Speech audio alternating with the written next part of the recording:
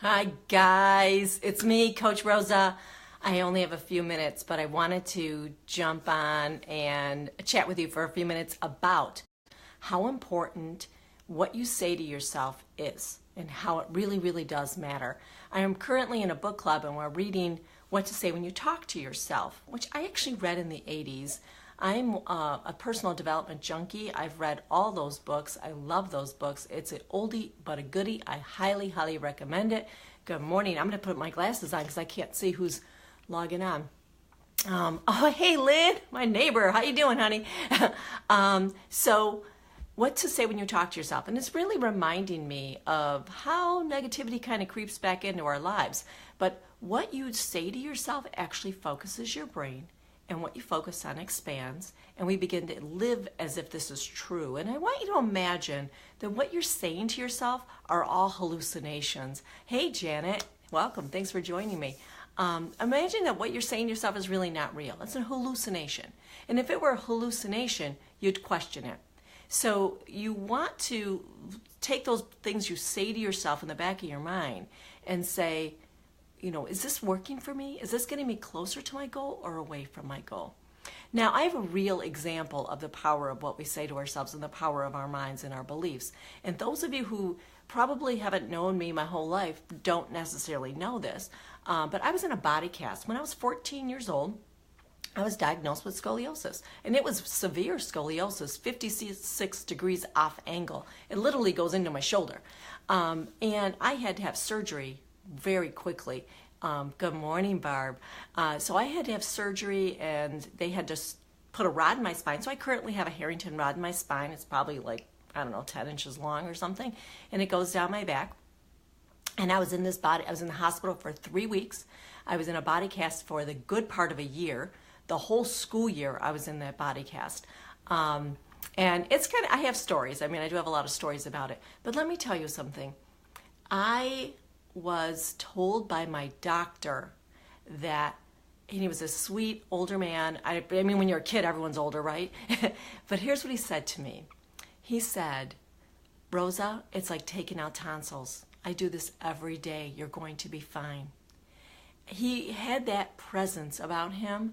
I had no reason not to believe him. I truly believed him. And I didn't know what the big deal was. And here, they're putting body casts on me. They're doing surgery. I'm waking up in a grog. I'm in a tremendous amount of pain. And my mom is from Italy, and she has 2 sisters. And the funniest thing is, all I remember when I was in the hospital, when I woke up, is the 3 of these little Italian ladies from Italy at the end of my bed crying their eyeballs out the whole time. Anytime they were there, they'd be crying their eyeballs out. So, hey, Lisa, good morning. I love it. We have a block party going on here.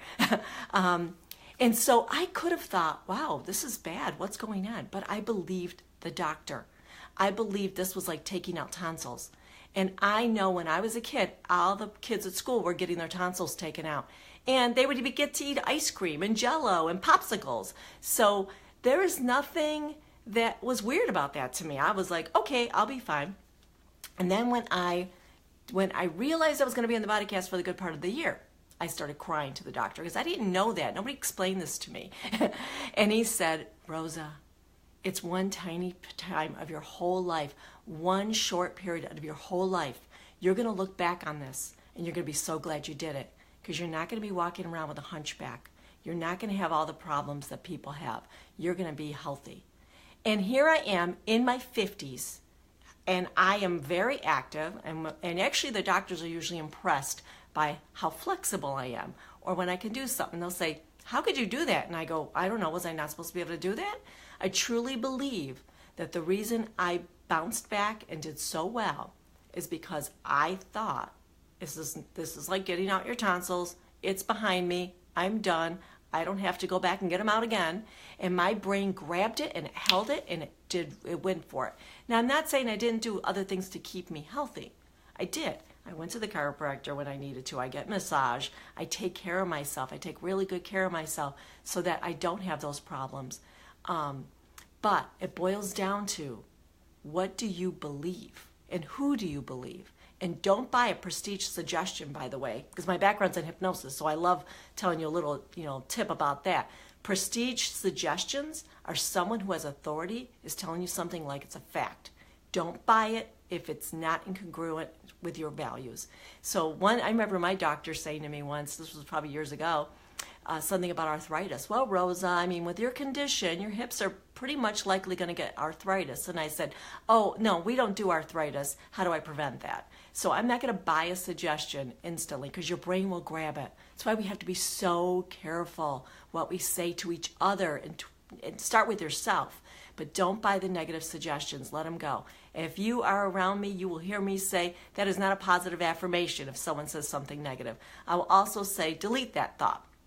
Those are two of my tricks. I say them out loud. So I'm at the point now where if someone's really good friends with me, they will say, oh no, I just said that, sorry Rosa. And I don't judge. I'm just not accepting that suggestion for me. People can believe what they want. That's okay. But I'm going to own a suggestion for me. So you want to think about what's a goal you want to achieve. Like let's say, we're going through the holidays. We don't want to gain weight.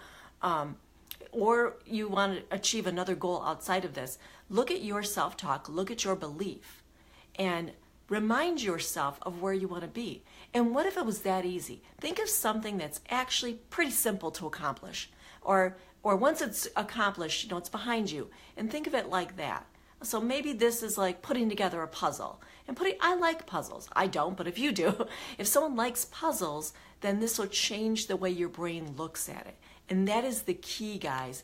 Changing the way. I'm so glad you guys are commenting. Thank you. Oh yeah, you sold me this chair. How funny. Oh, Barb, you're great. I do love these chairs. So change the way you're looking at this and pick something that's easy to relate to. So if it's a challenge and you don't mind challenges, go with that. I will wrap this up by telling you that the girl, when I was in the hospital, I shared a room with another girl that was my age. She was 14. She had a very different doctor. He didn't have the same bedside manner as mine. He came in and told her what serious surgery she had had. This was a serious deal. And that she's probably going to, she can get pneumonia. She better be careful. That girl got pneumonia. That girl was sick the whole time. She was frail. And all I could think of is, when I later started reading these books, is how important it is to believe in what you can accomplish and learn how to get that and not buy into the other suggestion. So what I want you to do, guys, what takeaways I have for you is think of something where you want to go, equate it to something, equal it to something that's not so difficult. Maybe it's difficult, but it's worth it, and it's not as scary, and it's doable. And then I want you to stay focused on it and don't buy anyone else's negative suggestions. Start hitting that delete key. Imagine it's on your keyboard right now. Press delete. If you want to say it out loud, say it. Delete. I'm deleting that thought. I'm not buying that suggestion. It's okay if you say it. People will learn from you, and they will start to talk differently around you. But if you want to get somewhere, it's required, okay? I hope this was helpful. Thank you for joining me this morning. I really, really love you guys. Have a beautiful day. Meg, I'll see you later. I'm excited. Have a beautiful day, guys. I'd be happy to have you, tell me what you thought of this, and please share it. Share the message. I think this is really important. Have a beautiful day. Bye-bye. Love you.